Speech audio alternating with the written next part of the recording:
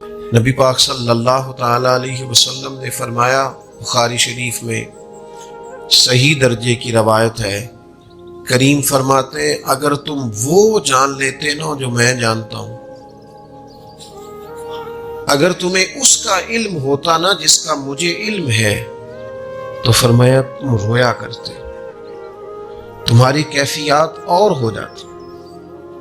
بعض اوقات کچھ لوگ غیر سنجیدگی کا مظاہرہ کرتے ہیں، ہنستے ہیں، شغل بناتے ہیں، بہت سارے کام ایسے ہیں، بہت سارے فیوز و برکات ایسے ہیں جو انہیں ملنے ہوتے ہیں، نہیں مل پاتے، تو وہ غیر سنجیدگی طبیعت کی، لہجے کی غیر سنجیدگی، ان سے وہ فیوز و برکات اٹھا لیتی۔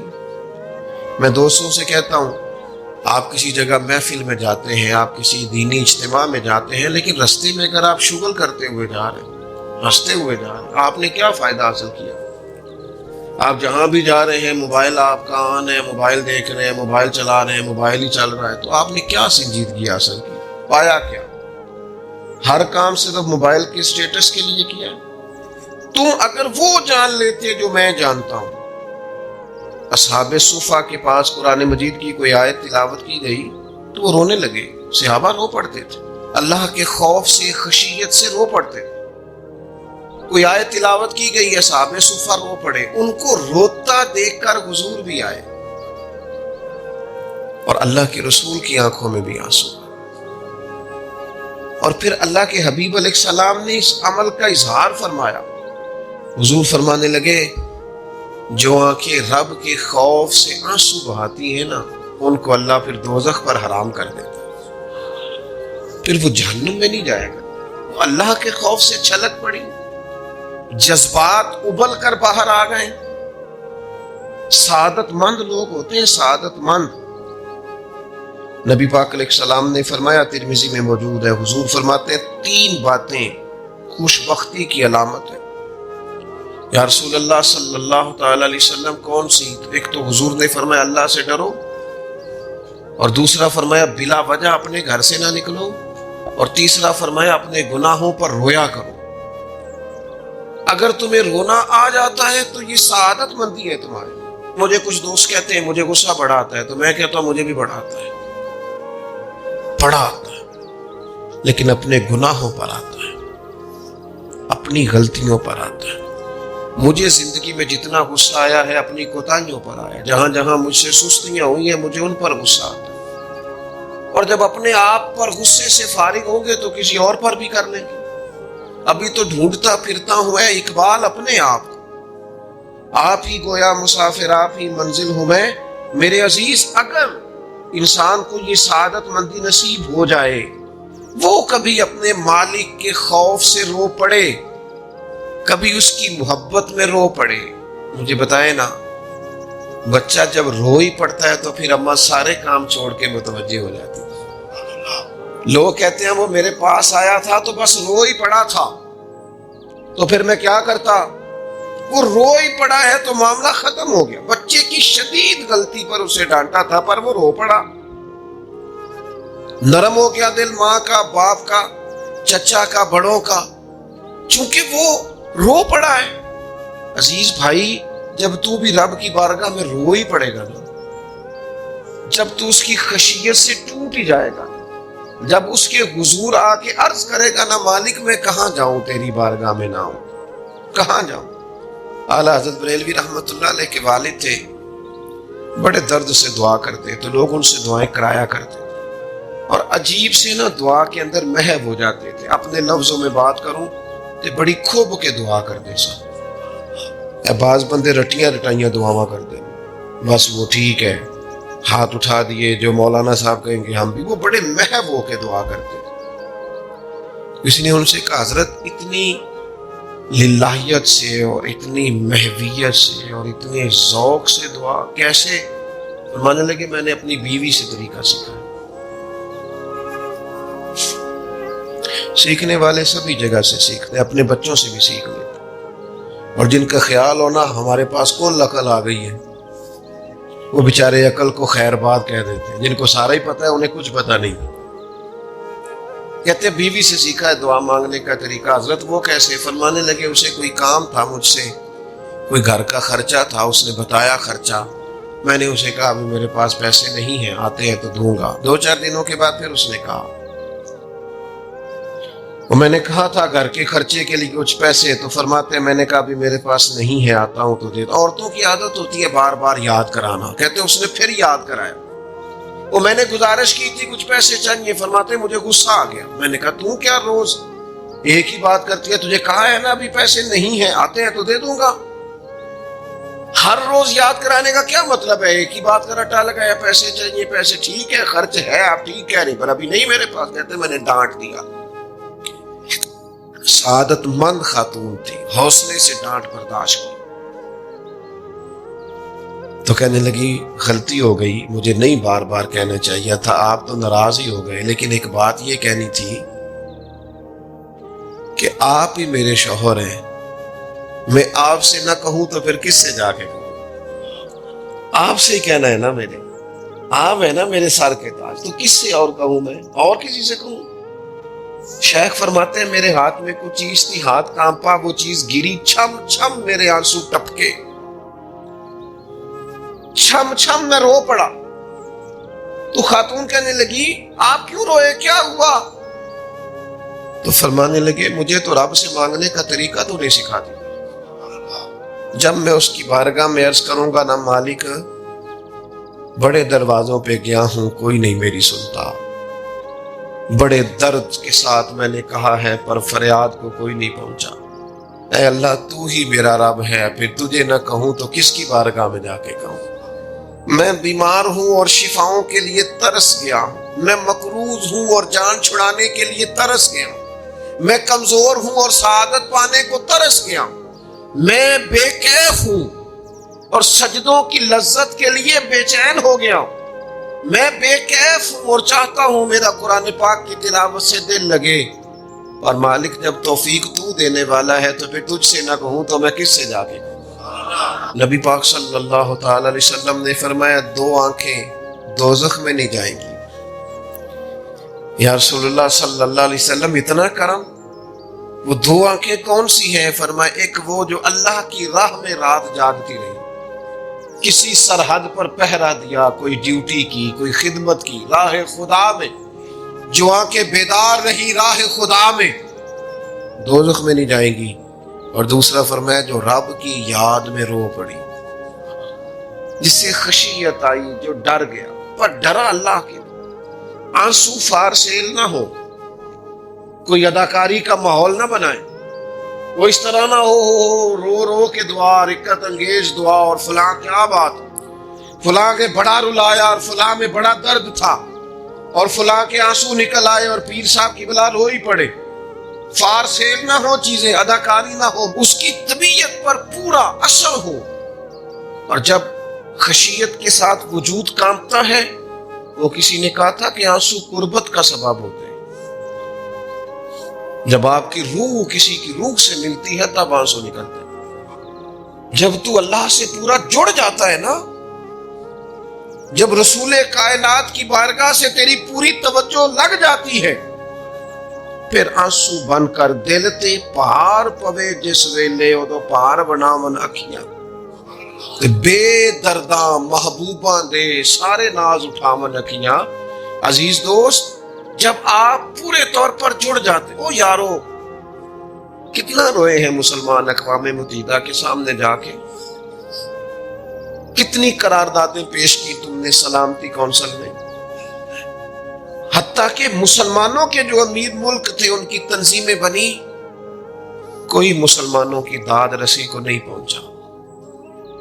میری کو بہت لمبی عمر تو نہیں ہے، اور میں نے برما میں مسلمانوں کے کٹتے ہوئے حالات دیکھے، خبریں آئیں، ہم نے دیکھی کٹتے اور سسکتے مسلمان ہم نے دیکھے، ہم نے دیکھا لیبیا پہ حملہ ہوا اور ٹوٹ گیا سارا ملک، میں نے وہ منظر دیکھا جب غوث پاک کے بغداد میں بم گرے، ہم نے وہ دور دیکھا جب کسی نے خبر دی کہ کربلا میں پھر سے کربلا برپا ہے، ہم نے وہ منظر دیکھا جب پتا چلا کہ پھر سے مولا علی کے نجف اشرف کو اجاڑا جا رہا ہے، ہم نے وہ سارے منظر بار بار دیکھے، بار بار سنے، اور اب تو شرم آتی ہے، میرا دل کرتا ہے میں فلسطین کا نام نہ لیا کروں، شرم آتی ہے۔ یہ کوئی ہماری تقریروں کے موضوع ہے؟ یہ کوئی ہمارے کالم لکھنے کے عنوان ہے؟ یہ کوئی ہمارے موبائل پہ لگانے کے سٹیٹس ہے؟ یہ تو شرم سے مر جانے کا مقام ہے۔ یہ کوئی گردنیں اٹھا کے بات کرنے والی بات ہے؟ یہ موبائل پہ ایک دوسرے کو ویڈیو دکھانے کا منظر ہے؟ رمضانوں میں، شاموں میں اپنے اپنے بچوں کو سینوں سے لگا کے افطاریاں کرانے والوں اور بچوں سے پوچھنے والوں کہ پتر تو کی کھانا ہے، اس سے پوچھ لے اس کی مرضی کیا ہے۔ تمہیں پتہ ہے فلسطین کی بیٹیاں بھی سیدہ خدیجہ الکبریٰ کی بیٹیاں ہیں، وہ مومنوں کی مائیں ہیں تو ان کی بھی تو مائیں ہیں نا۔ فلسطین کی بہنیں بھی صبح قیامت حضرت فاطمہ کے پلو میں پناہ لے گی۔ نبی پاک صلی اللہ تعالی علیہ وسلم نے فرمایا من اذا مسلما فقد اذانی۔ میں کیسے وہ بات آپ کے دلوں تک اتاروں کہ حضور نے فرمایا جب میرے مسلمان کو تکلیف ہوتی ہے تو مجھے تکلیف ہوتی ہے، مجھے درد ہوتا ہے۔ اس رسول کی امت جو کافروں کی رسیاں زور سے باندھی جائیں تو حضور فرمائیں ڈھیلی کر دو، یہ ہائے ہائے کرتے ہیں تو مجھے نیند نہیں آتی۔ اگر بدر میں قیدی بنا کے لایا گیا کافر ہائے ہائے کرے تو حضور کو نیند نہیں آتی، تو مجھے بتاؤ کہ فلسطین کی بیٹیاں ہائے ہائے کرتی ہیں تو گنبد خضرا میں محبوب کو آرام ہے؟ میرے عزیز، بے حسی کی زندگی، چھوٹے موٹے بیانات، تو بھی کہہ دے تھوڑا سا فلانے کا بیان نہیں آیا، کیا کرنا ہے بیان دے کے؟ کیا بات کرنی ہے تذکرہ کر کے؟ دوستو آؤ، رو کے دیکھ لیا ساری دنیا کے سامنے، کچھ رب کے سامنے رو کے نہ دیکھ لیں؟ اب اسے کہے نا، اب حضور کی بارگاہ میں عرض کر کے نہ دیکھ لے کہ تجھ سے فریاد ہے اے گنبد خضرا والے، اب کعبے والوں کو ستاتے ہیں کلیسا والے، اور کی اگر تو نے دل مسلم کی دل جوئی نہیں، پھر ہمیں تانا دیں گے بت کے مسلم کا خدا کوئی نہیں۔ اب اللہ رسول کی بارگاہ کی طرف رجوع نہ کر لیں، اب چھوڑ نہ دیں سیاستدانوں کے گلے، اب چھوڑ نہ دیں دنیا اقوام متحدہ کی بات اور سلامتی کونسل کی بات، اب اپنے اللہ کی جانب رجوع نہ کریں۔ دیکھو نا، نبی پاک صلی اللہ تعالی علیہ وسلم نے ہمیں فرمایا تمہارے آنسو قدر والے ہیں، رب رسول کی بارگاہ میں بہانا، ان کو ضائع نہ کرنا۔ عزیز بھائیو، یہ آنسو جو اللہ رسول کی بارگاہ کی طرف بہتے ہیں، یہ اللہ کی رحمت کو متوجہ کرتے ہیں، یہ مالک کریم کے کرم کو مائل کرتے ہیں۔ ہمارا مسلح آباد ہونا چاہیے۔ وہ مجھے ایک دوست کہنے لگے صرف دعا کریں فلسطین کے لیے، آپ نے کہا جم کے دعا کریں، صرف دعا کرنے سے کیا ہوتا ہے؟ میں نے کہا دعا کرنے سے پہاڑ ہل جاتے ہیں اپنی جگہ سے۔ میرے رسول پاک رات کو دعا کریں تو صبح فاروق اعظم جیسے لوگ آ جاتے ہیں دین اسلام۔ نبی پاک علیہ السلام رات دعا کرے نا، دعا، اور بدر کی رات حضور دعا کرے تو اللہ 7,000 فرشتوں کو بھیج دیتا ہے مسلمانوں کی مدد کے لیے۔ صحابہ فرماتے ہیں میدان بدر میں ہم کسی کو قتل کرنا چاہتے تھے لیکن اس کی گردن پہلے سے کٹ کے گر جاتی تھی، فرشتے آئے ہوئے تھے۔ آج ہمارے ساتھ اللہ کی مدد ناراض ہو گئی ہے، ہم سے رب کی مدد ناراض ہے۔ ہماری مجموعی غلطیاں، قومی کوتاہیاں، بددیانتیاں، رشوت خوریاں، ہمارے جھوٹ، ہماری بد اخلاقیاں، مجموعی طور پر سوسائٹی کی مادہ پرستی، اخلاقی رویوں کی گراوٹ، لوٹنا، اپنا حصہ وصول کرنا، جگہ جگہ پہ کمیشن مقرر کرنے، ہر شخص کا ذات کے لیے سوچنا، اللہ کی مدد پھر روٹ جایا کرتی ہے، ناراض ہو جایا کرتی ہے۔ سب سے ضروری کام یہ ہے، سب سے ضروری کام کہ اللہ کی مدد شامل ہو۔ سب سے، ایک صحابی تھے، ایک جگہ انہیں شہید کیا جا رہا تھا تو کافر چاہتے تھے کہ ہم ان کی لاش کو معاذ اللہ ثم معاذ اللہ بے حرمتی کریں۔ انہوں نے عرض کی مالک تو میرا مددگار ہے، اس بیابان جنگل میں میری مدد کرنا۔ شہد کی مکھیاں آ گئیں، ان کے پورے وجود کو چھپا لیا، کوئی چیز قریب آئی نہیں. اور لوگ کہتے ہیں مکھی اٹھ کے بیٹھے تو زخمی کر دیتی ہے، لیکن وہ اٹھ کے گئی تو وجود پہلے سے زیادہ تر و تازہ تھا. اللہ نے محفوظ کر لیا وجود ان لوگوں کا، اللہ نے حفاظت فرمائی، اللہ کی مدد شامل تھی. اللہ کی مدد. ایٹم بم تم نے بنا لیے، ہتھیار تم نے سجا لیے، دولتیں تم نے جمع کر لی، بڑے بڑے تم نے ادارے قائم کیے. اب ایک کوشش اور بھی کرو، رب رسول کی بارگاہ میں رو تاکہ تمہیں اللہ کی مدد بھی ملے، تمہارے اندر حوصلہ بھی پیدا ہو، تمہارے اندر شعور بھی بلند ہو، اپنی ذات سے اٹھ کر سوچنے کی تمہیں طاقت بھی میسر آئے. میرے عزیز، اگر اس کی بارگاہ میں رونا آ جائے نا، اس کی بارگاہ میں اسے منانا آ جائے، تو پھر تو کیفیات ہی کچھ اور ہو جاتی ہیں. کتنا کو روئیں بھلا. حضور فرماتے ہیں بہت لمبا تم نہ بھی نہ رونا، اگر مکھی کے یا مچھر کے پر کے برابر بھی تمہارے آنسو نکل گئے نا، میں اب اس سے زیادہ کیا آپ کی بارگاہ میں بات عرض کروں. حضور فرماتے ایک مکھی اور مچھر کے پر کے برابر بھی تیری آنکھ سے آنسو نکل آیا، شرط یہ ہے نکلے ریاکاری کے لیے نہیں، نکلے اللہ کی رضا کے لیے، اس کی خشیت میں نکلے. فرمایا اگر مکھی کے پر کے برابر بھی تو رو پڑا تو اللہ تعالیٰ تیرے لیے دوزخ سے آزادی لکھ دے گا. اور نبی پاک صلی اللہ تعالی علیہ وسلم نے بیان فرمایا ہے، حضور فرماتے ہیں جو اللہ کے خوف سے رو پڑے نا، جس طرح بھینس بکری گائے کے تھنوں سے نکلا ہوا دودھ دوبارہ تھنوں میں نہیں نہ جاتا، اسی طرح جو رب کی یاد میں رو پڑے وہ دوزخ میں نہیں جاتا. یہ مثال دیکھیں کیسی دی حضور نے سمجھانے کی. اگر کبھی رونا آئے اس کے لیے تنہائی کا انتخاب کریں، مجمع میں نہیں. ایک بندے کو حضرت عمر نے مجمع میں روتا دیکھا تو فرمایا یہ کام تو اکیلے میں کرتا، تیرے لیے برکت والا ہوتا، تیرے آنسو نکلے، تیرے رخساروں پہ بہیں. اور شیر خدا تو شیر ہے نا. حضرت مولا علی شیر خدا فرماتے اگر تیری آنکھوں سے کبھی آنسو نکلے نا اللہ کی یاد میں، حضور کی محبت میں، تو فرمایا ان آنسوؤں کو پوچھنا نا، ان کو چہرے سے صاف نہ کرنا. یہ تو آنسو اس قابل ہے کہ تیرے رخساروں پہ رہے، یہ تو روشنی ہے تیرے چہرے کی، ان کو پوچھنا نا.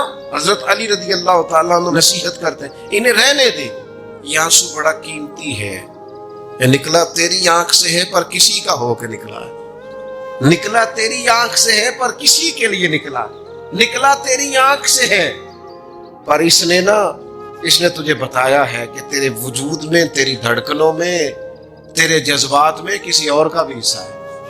یہ رب رسول کی رضا کے لیے چھلکا ہے. وہ حضرت شیخ سعدی رحمت اللہ تعالی علیہ، آپ مہمان نواز بڑے تھے حضرت سعدی. کچھ لوگ نا بڑے مہمان سارا دن یہی سوچتے رہتے ہیں کسی کو کھلانا کیسے، جی دنیا آوے کھا کھا جاوے تے راضی ہوے بھلا. تو حضرت سعدی مہمان نواز بڑے تھے تو قرضہ چڑھ گیا. قرضہ صرف مہمانوں کو کھانا کھلانے کا ہی تھا. تو ایک دن سارے ہی قرض کھا کے بیٹھ کہنے لگا بابا پیسے دیں گے تو جائیں گے، پیسے رکھ. سب جھگڑا کر رہے ہیں. تو حضرت سعدی کہتے ہیں وہ مطالبہ کر رہے ہیں پیسے دو اور مجھے ٹینشن ہے، ان کو کھلایا پلایا کچھ نہیں. تھوڑی دیر گزری تو ایک بچہ آ گیا کچھ بیچتا، اس نے آ کے کہا نوجوان نے کہ جناب میں مجمع دیکھتے ہیں تو بعض لوگ بیچنے والے آ جاتے ہیں. اس نے وہ چیز بیچنے کے لیے سامنے کی تو کہنے لگا لینی ہے، تو حضرت فرمانے لگے میرے مہمانوں کو دے دو کھا لیں. انہوں نے دے دی. اب وہ کہنے لگا پیسے، تو حضرت بڑے پریشان ہوئے، کہنے لگے بیٹا آپ بھی بیٹھ جائیں، یہ بھی سارے پیسے لینے ہی آئے ہیں، ان کو ملیں گے آپ کو بھی مل جائیں گے. تو وہ نوجوان رو پڑا.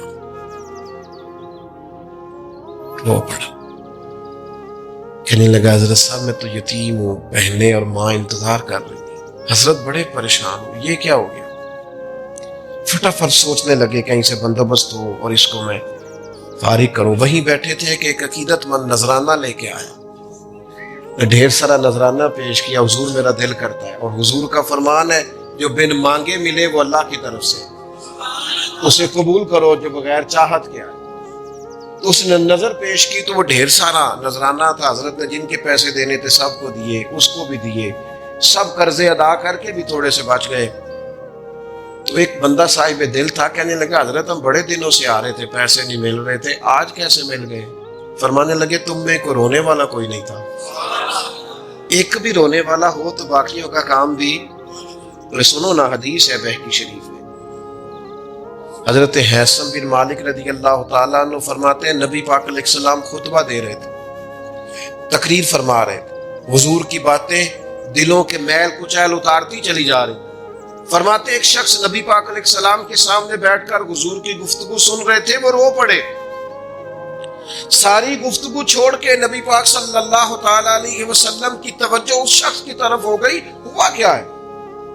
وہ تقریر سنتے, بات سنتے بس رو پڑے. تو نبی پاک علیہ السلام فرمانے لگے آج اگر وہ سارے مومن بھی یہاں موجود ہوتے جن کے گناہ پہاڑوں کے برابر وزنی ہوتے تو اس ایک بندے کے رونے کی وجہ سے اللہ سب کی بخشش فرما دیتا. اور نبی پاک علیہ السلام فرمانے لگے یہ رویا ہے تو اس کے رونے پر فرشتے بھی روئے ہیں, اور فرشتے دعا کر رہے ہیں کہ اے اللہ یہ جو نہیں روتے نا ان کے حق میں ان کی سفارش قبول کر لے جو تیری بارگاہ میں روتے ہیں, جو تیرے حضور عرض گزار ہوتے ہیں ان کی سفارش قبول کر لے, ان کے حق میں قبول کر لے. وہ بڑا رو لیا ہے فیکٹری کے مالک کے سامنے, بڑا رو لیا امیروں کے سامنے, مالداروں کے سامنے, تگڑے رشتہ داروں کو مائل کرنے کی بڑی جدوجہد کر لی. کچھ وقت سحری میں اٹھ کے رب کے حضور نہ روئے, کچھ وقت سحری میں سجدہ لمبا نہ کرے اس کی بارگاہ میں, کچھ دعائیں اس کے حضور نہ مانگے. میں کہوں گا ماؤں سے پریشان ہے بیٹے, سحری میں دامن پھیلا دو رب کی بارگاہ. میں کہوں گا والد سے سفارشیں تم نے بڑی ڈھونڈ لی, جدوجہد بڑی کر لی, یاروں سے بڑا کہہ لیا کہ بیٹے کو باہر بھیجنا ہے, کوئی کاروبار ٹھیک کرنا ہے, اب کچھ دروازہ اللہ کی رحمت کا بھی تو کھٹکھٹاؤ نا. اور میرے نبی پاک علیہ السلام نے گارنٹی دی ہے, فرمایا ماں باپ اولاد کے لیے جو بھی مانگے اللہ اپنے فضل سے عطا فرماتا ہے. اللہ کی بارگاہ کی طرف رجوع کریں, زیادہ توجہ رب کی جانب, اتنا نہ دوڑیں بندوں کے پیچھے, اتنا نہ منائیں بندوں کو, اللہ کی طرف توجہ, اپنے رب کی بارگاہ میں رونا, اللہ رسول کے حضور حاضر ہونا ہے. آپ دیکھیے کس قدر جم کے صحابہ حضور کی محبت میں آنسو بہاتے. حضرت صوبان بن مالک آ کے روئی پڑے تھے نا, حضور نے خود جا کے پوچھا کیا ہوا, بتانا نہیں پڑا, بس آنسو چھلکے. تو نبی کریم نے فرمایا صوبان کیا ہوا؟ عرض کی دل نہیں لگتا, یہاں تو پریشان ہوتا ہوں تو زیارت کر لیتا ہوں, تو جنت میں کیسے دل لگے گا. بس وہ روئے تھے نا, حضرت جبریل آ گئے, کہا محبوب رب فرماتا ہے جو اللہ رسول کی اطاعت کریں گے جنت میں بھی اللہ پڑوس عطا کر دے گا. رو پڑے تو جنت تک بات چلی گئی, رو پڑے تو میرے عزیز یہ تو ہے نا عام آدمی کا رونا, صحابہ کا رونا. اور اگر آنسو نبی پاک کے نکل آئے تو صحیح مسلم میں, صحیح بخاری میں حدیث ہے, سرکار دو عالم علیہ السلام ان آیات کی تلاوت فرما رہے تھے جو حضرت ابراہیم علیہ السلام کے بارے میں آئیں, جو جناب عیسیٰ کے بارے میں آئیں, جن آیات میں حضرت ابراہیم اور جناب عیسیٰ علیہ السلام نے کہا ہے اللہ بہت سارے لوگ گمراہ ہو گئے, بہت سارے لوگ گمراہ کر دیے گئے, اور جن میں یہ فرمایا کہ یا اللہ جو میری اطاعت کریں گے وہ میرے ہیں, اور جو میری نافرمانی کرے تو ان کے لیے غفور ہے. جب اپنی اپنی امت کے گناہگاروں کا تذکرہ جناب ابراہیم اور حضرت عیسیٰ علیہ السلام جو کرتے ہیں, اور قرآن مجید نے جس کا بیان کیا اس کو حضور نے پڑھا تو نبی پاک کی آنکھوں میں آنسو آ گئے. یہ مسلم شریف, حضور روئے. اللہ کریم نے حضرت جبریل امین کو کہا جبریل جائیے میرے حبیب سے پوچھئے کیا معاملہ ہے. حضرت جبریل آئے, حالانکہ رب جانتا ہے, آ کے عرض کی یا رسول اللہ رب فرماتا ہے آپ رو رہے ہیں, تو کہا جبریل امت کے لیے رو رہا. آپ کی توجہ ہے میری بات؟ حضور امت کے لیے روتے ہیں نا, اللہ کرے امتی بھی کبھی نبی کے لیے روئے. کہا امت کے لیے رو رہا ہوں. حضرت جبریل امین علیہ السلام دوبارہ عرض گزار ہوئے مالک آپ کے حبیب امت کے لیے رو رہے ہیں, تو فرمایا میرے حبیب سے کہہ دے وَلَسَوْفَ يُؤْتِيكَ رَبُّكَ فَتَرْضَىٰ, آپ کا رب آپ کو اتنا دے گا کہ آپ اپنے رب سے راضی ہو جائیں گے. اللہ آپ کو راضی کر دے گا. محبوب امت کے بارے میں پریشان نہیں کرے گا, اپنی تنہائی کو آباد کرے, اکیلے میں اللہ اللہ کریں، تلاوت کلام مجید کا اس طرح کا ذوق ہو۔ حضرت عمر سنا کرتے تھے تو رو پڑا کرتے تھے۔ حضرت فاروق اعظم رضی اللہ تعالیٰ عنہ پہلی صف میں قرآن مجید کی تلاوت کر کے روتے تھے تو تیسری صف تک آپ کی ہچکیوں کی آواز جاتی تھی۔ ان لوگوں کا درد سارے کا سارا کتاب و سنت سے، اللہ رسول کی بارگاہ سے ہم نے نا اپنے آپ کو کمزور کر لیا ہے، دنیا داروں کے سامنے رو رو کے، دکھ بتا بتا کے پریشان۔ وہ میرے ایک دوست ہے، ان کی بات مجھے بڑی اچھی لگی۔ وہ کہتے ہیں تگڑے رشتہ دار آتے ہیں نا تو کئی دفعہ میرا معاذ اللہ جھوٹ بولنے کو دل کرتا ہے۔ کہتے ہیں حالات کیسے ہیں تو میرا دل کرتا ہے ان کو کہنے کو کہ تم سے بڑے اچھے ہیں، اگرچہ غریبی ہے۔ کہتے ہیں میں چڑھتا ہوں کہ بندوں کا کیا کام ہے آ کے میرے لیے پریشانی کا اظہار کریں اور کہیں کہ حکم ہوا تو بتانا، کیا مطلب ہے؟ وہ کوئی شاعر تھا نا، تو کوئی بندہ 5 روپے پھینک گیا اس کو، اس نے کہا جی آپ کو ضرورت ہوگی، تو بڑا دانشور آدمی تھا، اس نے کہا اٹھ اپنے پیسے لے جا، مجھے ضرورت ہوگی تو اللہ رسول سے مانگ لوں گا۔ اس نے کہا یہ آرزوئے طلب اور میں آپ سے کروں، تیرے جیسے بندے ہم مجھے دیں گے؟ یہ آرزوئے طلب اور میں آپ سے کروں، یہ بھیک اس کو دیجئے جس کا خدا نہ ہو۔ میں رب رسول کی بارگاہ میں رو لوں گا، مجھے اللہ کی بارگاہ سے ملو۔ کتنا ملے گا؟ وَيَرْزُقْهُ مِنْ حَيْثُ لَا يَحْتَسِبُ، اتنا ملے گا کہ بندے کا گمان بھی نہیں ہو۔ ایک بہت بڑا سیٹھ آ گیا ایک دفعہ ہمارے بزرگوں کے پاس، بہت بڑا مالدار امیر کبیر آدمی، تو ہاتھ ڈال کے کوٹ میں کہنے لگا مدرسے کا کتنا کو خرچہ ہے؟ تو میں نے لگے آپ بات کریں۔ کہنے لگا جی میرا خیال ہے آپ سارا میرے ذمہ ہی لگا دیں، 100 200 400 روپے آپ چھوڑ دیں۔ تو فرمانے لگے آپ دیں گے پھر حساب بھی کریں گے، ہمیں وہ رب دیتا ہے جو بے حساب ہی دیتا ہے اور حساب کی رسوائی بھی نہیں ڈالتا، لہذا آپ کا جو انداز ہے وہ بتاتا ہے کہ آپ کے لہجے میں وہ والا انداز۔ وہ کچھ لوگ آ کے نا جی وہ کہتے ہیں جی کسی کو پیسے لگن والے نے سانو 10 80 لا دئیے، میں کہ تجھے کدھر اور ہی لا لو۔ اگر آپ کو کسی پر اعتماد ہی نہیں ہے، آپ کا لہجہ ہی کچھ اور طرح کا ہے، تو اس کا معنی کیا ہے؟ میرے عزیز، لوگ تو تھوڑا دیتے ہیں تو پریشان کرتے ہیں، اس رب کی طرف رجوع کریں جو اتنا دیتا ہے کہ بندے لے لے کے ہی تھکتے ہیں، وہ دے کے نہیں تھکتا۔ اللہ کے حضور اپنے آنسو بہائیں، کچھ وقت عبادات کے لیے رکھیں۔ آپ جتنے بھی انبیاء کے تذکرے پر حضرت شعیب علیہ السلام بڑا ہی رویا کرتے تھے۔ اللہ کریم نے پوچھا جنت کے لیے روتے ہو کہ دوزخ کے خوف سے؟ کہا مالک میں تو تیرے لیے روتا ہوں، تیری چاہت میں روتا ہوں، تیرے لیے آنسو بہاتا ہوں۔ میرے عزیز، انبیاء ہوں، صلحاء ہوں، اتقیاء ہوں، صحابہ ہوں، اہل بیت ہوں، جم کے آنسو بہے۔ جنہیں رونا آ گیا نا انہیں منانا آ گیا، جنہیں رونا آ گیا ان پہ رحم آ گیا، جن کی آنکھیں چھلک پڑیں وہ محبوب کو پا گئے۔ شرط یہ ہے کہ تنہائی ہو، بندہ اکیلا ہو، رج روئے اور روئے اللہ رسول کے لیے، ان کی بارگاہ میں روئے۔ باہر تو نکلے تو پھر تو منہ دھو کے نکلے نا، آنسو بندوں کو نہیں دکھانے، آنسو اللہ رسول کو۔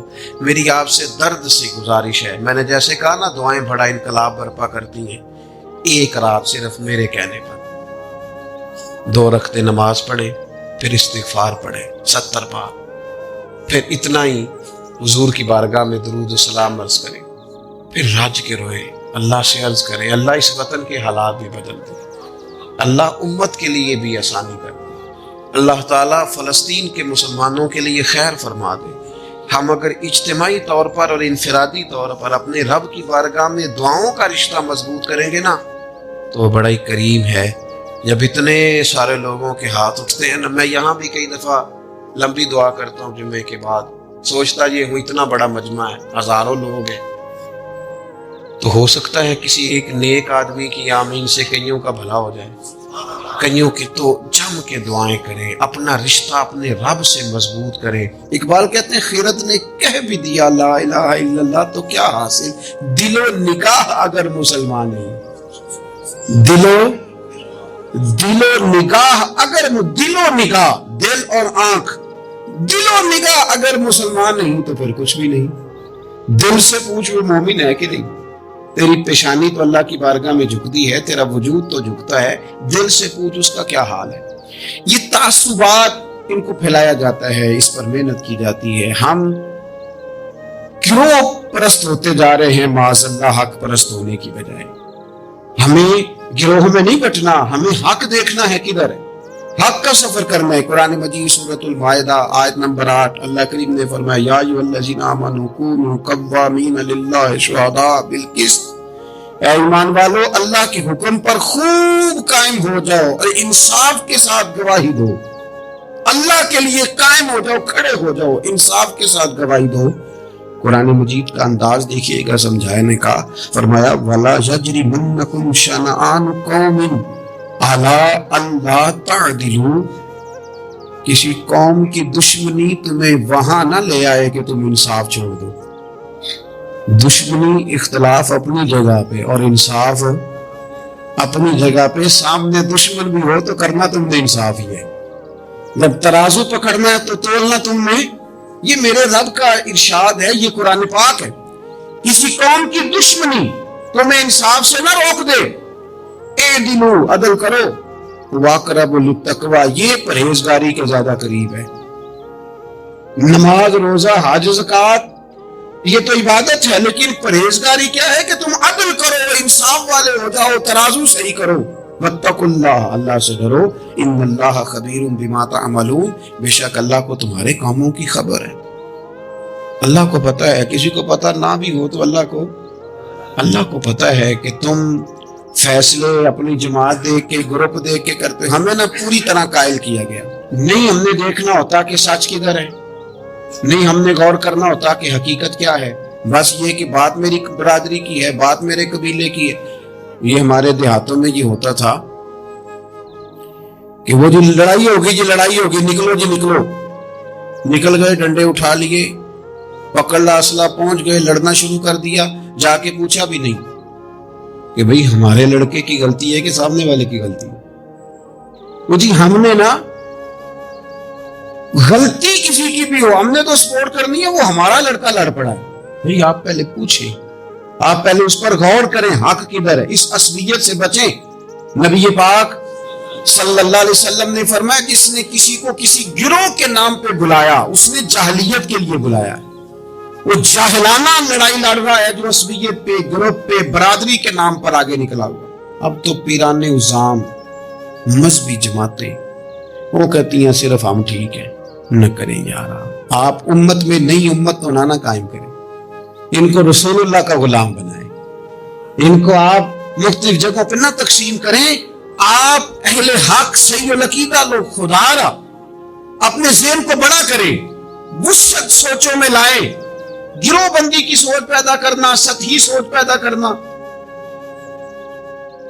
میں سوچوں کے لحاظ سے انقلابی لوگوں کے پاس اٹھتا بیٹھتا رہا ہوں تو بعض مثالیں بھی پنجاب کی مجھے تکلیف دیتی ہیں. ایک صاحب نے ایک دفعہ میرے سامنے کہہ دیا کہ برادری تو سپاں نوں پیاری ہوتی.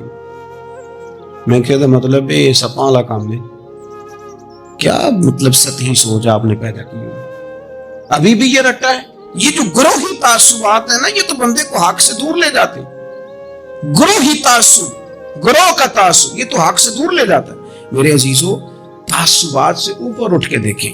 خیر اور جگہ پہ بھی ہے. میں نے وہ لوگ بھی دیکھے ہیں جن کو اہل بندہ نظر آیا تو انہوں نے عہدہ ہی چھوڑ دیا. ہم اپنی ذات کے چنگل میں اتنا پھنس کے رہ گئے. مجھے پوچھا جائے، مجھے گنا جائے، میری بات کی جائے، آپ کچھ نہیں کر سکیں گے، اس لیے کہ آپ ذات کی جنگ لڑ رہے ہیں. آپ جب تک نظریات کی جنگ نہیں لڑتے، یہاں سے اوپر اٹھ کر بات نہیں کرتے، آپ کوئی کام نہیں کر سکتے. سوال ہی پیدا نہیں ہوتا، اس لیے کہ سوچ ہی چھوٹی ہو گئی. گروہی تعصبات سے نکل کر جب آپ کو حق آ جائے پھر اس کو قبول کریں. پھر نہ آپ کا منصب آپ کو روکے. حضرت ابی بن کعب رضی اللہ تعالیٰ عنہ نے امیر المومنین سیدنا فاروق اعظم پہ مقدمہ کر دیا. عدالت تھی، جج تھے حضرت زید بن ثابت. حضرت عمر پہنچے، حضرت زید بن ثابت اٹھ کے کھڑے ہوئے، جگہ خالی کا. امیر المومنین بیٹھ جائیے. آپ فرمانے لگے زید، یہ تم نے ناانصافی کی. ہم دونوں آئے تھے مقدمہ لے کے، یا تو دونوں کے لیے جگہ بناتے، تم نے ٹھیک نہیں کیا. پھر بات ذرا آگے بڑھی. حضرت ابی بن کعب نے مطالبہ کیا کہ حضرت عمر فلاں بات پہ قسم اٹھائیں. تو حضرت زید بن ثابت جاج تھے، کہنے لگے آپ امیر المومنین سے یہ مطالبہ کر رہے ہیں؟ تو حضرت عمر فاروق کہنے لگے زید آپ اس مقدمے کا فیصلہ کر لیں، اس کے بعد میں آپ کو فارغ کر دوں گا۔ آپ مجھے امیر المومنین کہہ رہے ہیں، اور امیر المومنین کہہ کے آپ یک طرفہ ہو رہے ہیں، اور جو آدمی انصاف لینے آپ کے دروازے پہ آیا ہوا ہے، اس ملک کا مسئلہ کیا ہے؟ اس ملک کا مسئلہ غریبی نہیں، میرے وطن کا مسئلہ یہ ہے کہ امیر غریب کے لیے قانون الگ الگ ہے۔ یہاں 11 سال 12 سال ایک شخص جیل میں رہ کے آتا ہے، لیکن بعد میں پتہ چلتا ہے وہ تو بے گناہ تھا۔ اس کے 11 سال کون واپس کرے گا؟ اس کے 20 سال زندگی کے جو سلاخوں کے پیچھے کٹ گئے کون واپس کرے گا؟ اور امیر آدمی وہ تو قبل از گرفتاری ضمانت کرا لیتا ہے۔ ان کے پاس تو بڑے بڑے ایشو ہیں، بڑے بڑے وکیل ہیں، بڑے بڑے ڈاکٹروں کی ان کے پاس رپورٹیں ہیں، وہ تو سارا کچھ کر سکتے ہیں، کوئی ہے ہی نہیں ان کو روکنے والا۔ میرے عزیزو آپ سمجھے میری بات کو، حضرت عمر فاروق فرمانے لگے یہ فیصلہ کر لیں، اس لیے کہ حضرت عمر اگر صرف اپنا سوچتے تو نظریہ نہیں بچتا تھا۔ جناب عمر رضی اللہ تعالیٰ عنہ نے نا صرف اپنا نہیں سوچا، انہوں نے کہا کہ سچ کو فروغ دیا جائے، ذات سے نکلا جائے۔ آپ فرمانے لگے تو نہ عمر کو کسی اونچی اڑان میں مبتلا نہ کر، عمر کو پتا ہے عمر کیا ہے، اسے وہ دور یاد ہے جب وہ اونٹ چرایا کرتا تھا، لہذا میرے لیے وہی فیصلہ کر جو فیصلہ کرنے کا طریقہ قرآن و سنت میں ہمیں عطا فرمایا ہے۔ آپ نکلیں ذرا ذات پات کے چنگل سے۔ یہ جو بت پال لیے نا، اقبال کہتے ہیں اگرچہ بت ہے جماعت کی آستینوں میں، جماعتوں کی بت تو نہ بناؤ، تنظیموں کو بت تو نہ بناؤ، آپ برادری کو بت تو نہ بناؤ، آپ رنگ نسل کو بت تو نہ بناؤ، اگرچہ بت ہیں جماعت کی آستینوں میں، پر مجھے ہے حکم اذاں لا الہ الا اللہ، یہ ٹوٹ جائیں گے لا الہ الا اللہ کی ضرب سے۔ وسیع الظرف، وسیع المزاج بنے، وسیع المشرب بنے۔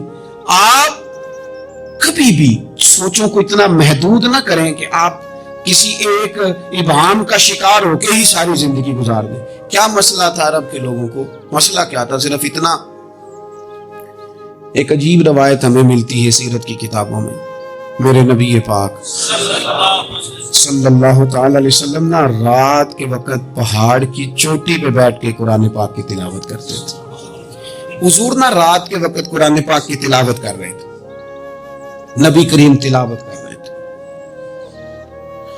اور جب یاسین والے نبی خود یاسین پڑھے، والضحیٰ والے محبوب جب خود والضحیٰ کی تلاوت کریں، مدثر والے محبوب جب خود مدثر پڑھے، تو انداز ہی نرالو۔ حضور قرآن پاک کی تلاوت کر رہے تھے تو اس تلاوت کی نا آواز گونجی، کہاں تک پہنچی؟ ابو جال بھی کسی جھاڑی میں چھپ کے حضور کا قرآن سننے لگے، سریلی اتنی تھی، اس میں لطف اتنا تھا۔ ابو سفیان بھی آ گئے، کسی جھاڑی میں چھپ کے قرآن سننے لگے۔ اخنس بن شریک بھی آ گیا، تھوڑا نہیں سنا، ساری رات ہی حضور کی تلاوت سنتے ہیں، ساری رات تلاوت سن۔ صبح ملاقات ہوگی، تو کدھر آیا تھا، تو کدھر آیا تھا، تو آج کے بعد نہ آئے کوئی بھی، لیکن کہتے ہیں اگلے دن سوئے تو بے چین کیا حضور کی آواز نے، پھر اٹھے، تینوں آ کے پھر مختلف جگہوں پہ بیٹھ گئے، سویرے پھر ملاقات ہو گئی، آج کے بعد نہیں آنا، تو بھی نہ آنا، تو بھی نہ آنا، پر کہاں چین لینے دے حضور کی میٹھی آواز، کہاں چین لینے دے حضور کی میٹھی آواز۔ تینوں پھر اٹھ گئے، کئی دن آتے رہے، ایک دن طے ہوا کہ آج کے بعد بالکل نہیں آنا، جو آئے گا سزا ملے گی، ہو گئی بات طے۔ اخنس بن شریک کہتے ہیں میں سویرے ابو جہل کے گھر گیا، میں نے کہا سونے کے دن نہیں، کئی راتیں تو نے بھی سنا میں نے بھی سنا، دل پہ ہاتھ رکھ کے بتا وہ جو پڑھتے ہیں وہ حق سچ ہے کہ نہیں، کھری بات کر، سنا تو نے بھی سنا میں نے بھی، ساری رات سنا، بتا بات سچی ہے کہ نہیں؟ تو ابو جہل کہنے لگا ایک ایک حرف سچا ہے، ایک ایک بات سچی ہے، تو مانتا کیوں نہیں؟ پھر تو مانتا کیوں نہیں؟ تو جو ابو جہل نے جواب دیا، خدا را اس پہ غور کرنا، میری منت سمجھ کر اس بات پہ غور کرنا، او پھر تو مانتا کیوں نہیں؟ تو ابو جہل کہنے لگا ہمارے قبیلے کا اور بنو ہاشم کا، حضور سید عالم کے قبیلے شروع سے مقابلہ رہا ہے، انہوں نے اگر لوگوں کو کھانے کھلائے تو ہم نے بھی کھلائے، انہوں نے غریبوں کا بوجھ اٹھایا تو ہم نے بھی اٹھایا، انہوں نے اگر گھوڑا دوڑایا تو ہم نے بھی دوڑایا، پھر انہوں نے دعویٰ کر دیا کہ ہمارے اندر ایک نبی آ گیا ہے، اب ہم کیسے مان رہے ہیں اس قبیلے میں نبی آ گیا؟ پہلے کیا کہہ رہا ہے؟ بات بالکل حق ہے. اب کیا کہہ رہا ہے؟ اس کے کہنے کا مطلب یہ ہے کہ اگر میرے قبیلے میں نبی آتا تو میں مان جاتا. اور خدا کے بندو، یہ برادری کا بت، قبیلے کو جو بت بنا لیا معاذ اللہ، وہ تعصب بن کے آڑ بن گیا، گروہ پرست ہو گئے. وہ کہنے لگا اس کا مطلب یہ تھا کہ میرے قبیلے میں ہوتے تو میں مان جاتا. قبیلہ دوسرا ہے. خدا را، ان بتوں کو توڑنے کی ضرورت ہے. کاش ابو جہل یہ سمجھتا کہ یہ تو رب کی تقسیم ہے نا، واللہ یختص برحمتہ من یشاء. وہ کہتا ہے میں جس کو چاہتا ہوں اپنے فضل سے اپنا خاص بنا لیا کرتا.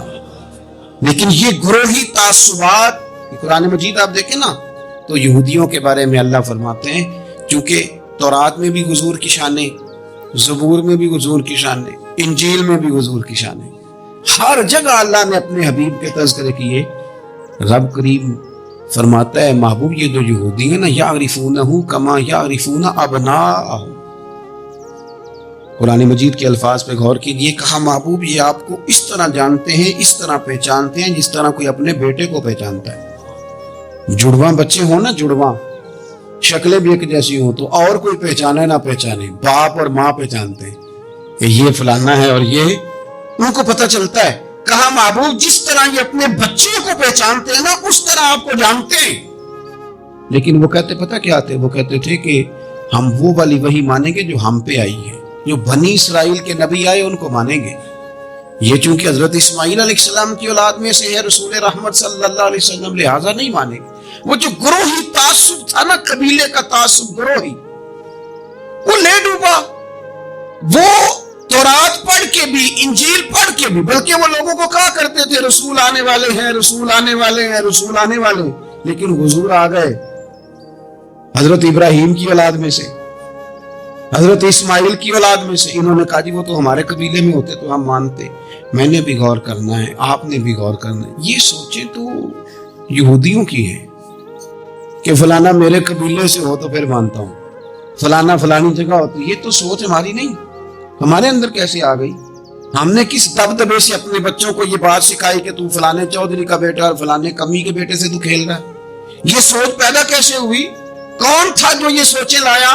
کہاں سے یہ پنپی، کہاں آ کے پروان چڑھی؟ اس بنیاد پر لوگوں نے الیکشن لڑے کہ یہ پنجابی ہے، یہ سندھی ہے، یہ بلوچی ہے، یہ فلانا ہے. اس بنیاد پر لوگوں کو تقسیم کیا، اور لوگ اتنے مائل ہوئے کہ ان بنیادوں پر ووٹ دینے لگے، ان نعروں پہ قائل ہو گئے، ان سچی بنیادوں پر آ کے انہوں نے کام کیا.